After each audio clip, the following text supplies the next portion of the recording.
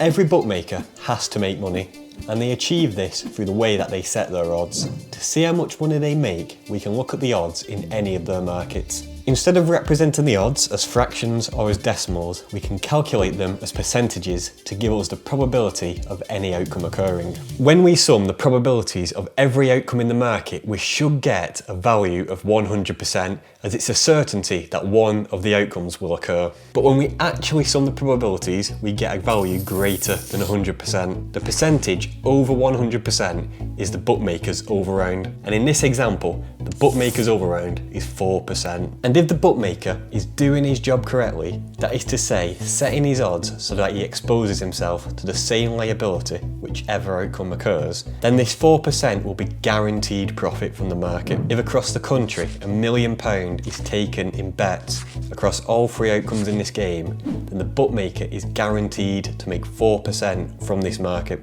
or £40,000. That isn't all profit. The cost of running the bookmaker's site, paying the staff and all other outgoings are subtracted from this value, leaving whatever money is remaining as the bookmaker's profit margin. The bookmaker's business model makes it incredibly difficult for the average punter to profit from the markets, because you're always going to be betting on worse value odds than the true probability of any of the outcomes occurring. A lot of people believe that it's unfair for a bookmaker to set such poor value odds. However, if a bookmaker doesn't use an overround, there'd be no way for the bookmaker to make money, and consequently the bookmaker could no longer exist. So I actually don't have a problem with the bookmaker setting an overround, because they have to make money. Having said that, the bookmaker does behave in quite sketchy ways. For when a punter manages to consistently beat the bookie in spite of the poor value odds, for all their hard work, the bookie will reward this skillful punter by banning them from using their platform. For years, punters faced two options. They could either consistently lose on the site and be welcomed in open arms to continue placing bets, or if they started winning, they'd be rewarded by the bookmaker restricting their account. So definitely not an ideal situation.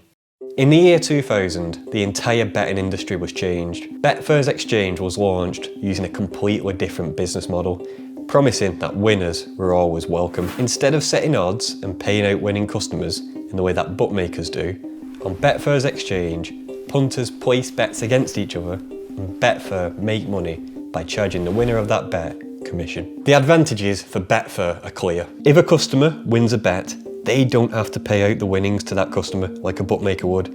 It's another customer on the exchange who will have lost that bet who'll have to pay out the winnings to the other punter. So there is no scenario where Betfair can lose money on any market. It is of course understandable that Betfair takes a little bit of the winnings in the form of commission, as they need to pay the costs of running the platform, paying all of the staff and taking a profit for themselves. Fast forward to today, and Betfair offer several commission plans, with Betfair offering bonuses for choosing high commission packages. However, the incentives aren't particularly appealing, so I assume most people are paying the basic 2% commission. Importantly for the punter here, because Betfair are making money through commission, the markets don't have an overround in the same way that the bookmakers do. So the odds that the customer can back at are consistently better value than what you'll find at every single bookie. This business model works great for the customer. Instead of backing at poor value odds on a bookie, they can log onto the exchange and back at true odds,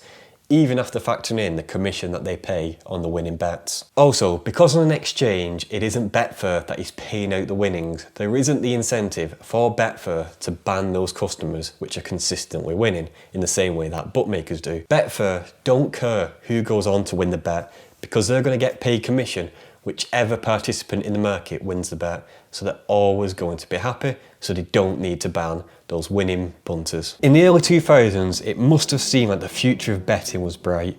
The dream of punters being able to bet in a way that was genuinely fair seemed for the first time to be a real possibility. In September 2008, those dreams were shattered, with Betfair introducing a 20% premium charge that all winning customers were forced to pay. And by June 2011, that 20% was all the way up to a whopping 60% for certain customers. This was of course met with outrage and threats by big players to rightfully place their bets elsewhere. So let's take a look at what is really going on here. When we consult Betfair's terms and conditions, Betfair state users will pay the premium charge if your account is in profit and if your total commission paid is less than 20%. This applies to any user who's profitable on Betfair's exchange who has bet on more than 250 markets. If you are eligible for the premium charge, any bet you have won and paid the standard commission on, you would now effectively have to pay the extra commission all the way up to 20% of the winnings, wiping away a big chunk of your profits. When you first qualify for the premium charge, Betfair gives you a £1,000 allowance. So the first £1,000 of premium charges you won't actually have to pay. But after that allowance has run out, Betfair will start automatically taking the money from your account to pay for that premium charge. The charge goes up from 20% up to a maximum, rather ridiculous 60% after a punter has made over £250,000. The exact percentage paid depends on the total commission the customer's paid over the lifetime of their account. It's fair to say at this point, Betfair's motto of where winners are welcome was quietly being ushered away by the company. If you've been familiar with Betfair's exchange for a while now, you probably are aware of the premium charge. However, if you're relatively new to Betfair, this charge is probably completely new to you and you're probably shocked by it. And there's a good reason for this. Betfair make learning about the premium charge incredibly difficult. The way that Betfair hide this information about the premium charge is quite frankly disgusting. You will not know that the charge exists browsing around the website unless you take a deep dive through the terms and conditions, which is a lack of transparency that is unrivaled compared to any other platform that I know of. One day when I was checking my P&L, I noticed that Betfair had discreetly added a new tab under betting activity named premium charges. As unbeknownst to me, I had now met Betfair's requirement to pay the premium charge, i.e. being profitable over 250 markets and having a commission less than 20% on my total profits. I wasn't aware I was close to this. I didn't get an email of anything from Betfair. This tab just randomly appeared. I don't know exactly when it appeared. It might have been there for weeks before I noticed it, which is a pretty sly move by Betfair, but oh well. It is rather crazy that people who aren't eligible for the premium charge, this tab just isn't there for them. You can go and check on your Betfair account right now. And if you aren't eligible for the premium charge, this tab under betting activity simply won't appear for you, which is a pretty poor move by Betfair. They should be transparent and make this page available for everyone, so everyone is aware of all the potential charges they may face in the future and how far away they are from possibly paying that charge. On the premium charge tab, you get to see your lifetime gross profit, the total amount of commission you've paid, and the total amount of premium charges to bring your total charges up to the 20% value. You are then shown a calculation for the premium charge for the previous week. As you can see, this week I've made £322 worth of profit, paid £20 in commission, and consequently, to take my total charges to 20%, my premium charge for this week is just under £44. I still have £377 remaining of my £1,000 balance, so the £43.67 will be taken off the £377 to leave me with just under £334 of my allowance remaining. Once that allowance drops to zero, Betfair will start taking this weekly premium charge from my account. So in this week, they would have taken that £43.67 straight out of my account if I'd already used up the allowance. I believe that Betfair are being as greedy as they are being with this premium charge because they essentially have a monopoly on the market. Yes, the big players in the market can threaten to leave Betfair and place their bets elsewhere, but quite frankly, the competition to Betfair is so weak and embarrassing that Betfair know that big punters are just going to stay on Betfair and fork up the charges. Punters are placed into such a lousy situation in the betting industry nowadays. We can either bet on bookmakers on poor value odds, and if we somehow manage to find a way to be profitable over the long term, the bookie is just going to come to us straight away and restrict our account. The alternative is to bet on Betfair, which is a much better product, and you get much better value odds, so you're more likely to be profitable in the long run. But as soon as you start being profitable, Betfair will hit you with these big fees, and then these will make these better value odds essentially no better than the worst value odds from the poorest bookmakers out there. So where does this leave us? A lot of people believe that bookies shouldn't be allowed to ban winning players, and the industry, all in all, should be much fairer. And for as much as I've been critical of both the bookie and Betfair in this video, I actually have a little bit of sympathy for them both here. So let me explain why. So let's imagine you as the owner of a shop.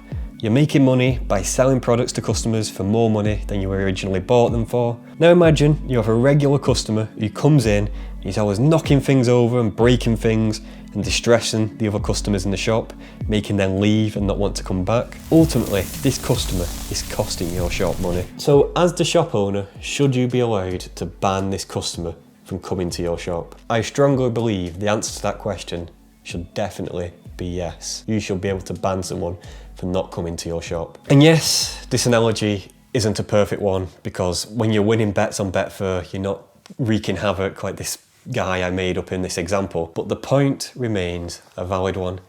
People will argue that the bookie shouldn't be able to ban winners and Betfair shouldn't be able to have fees that are so high. But do we really want to live in this society where business owners are genuinely forced by essentially the government to take on customers that they really don't want to have? I think that level of control in a society is something that all of us really don't want to happen. What is the future here which will make the industry much better? Well, I think clearly the exchange model has to win over the bookmaker model. No matter what the overround is set to by the bookmaker, for as long as the bookie has to pay out the winnings, any punters with genuine edges who use large enough stakes could absolutely destroy the bookie's business if the bookie doesn't restrict those winning accounts. The business model of punters placing bets against each other on a platform which takes a cut for providing that service is a model that must prevail. And it is on the burden of the free market here for a genuine competitor to appear offering a superior product with lower fees than Betfair. Comparing the current competition Betfair has,